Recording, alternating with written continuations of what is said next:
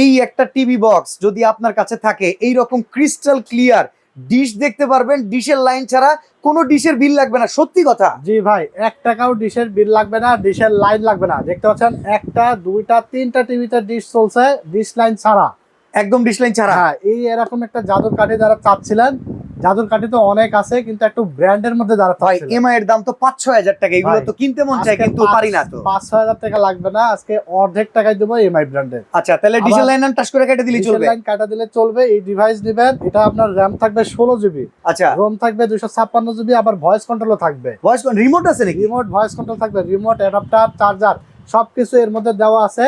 আপনার জাস্ট বাসায় নেবেন আর প্লাগ এন্ড প্লে করবেন, আজীবন ডিশ ফ্রি দেখতে পারবেন। 3000 প্লাস চ্যানেল।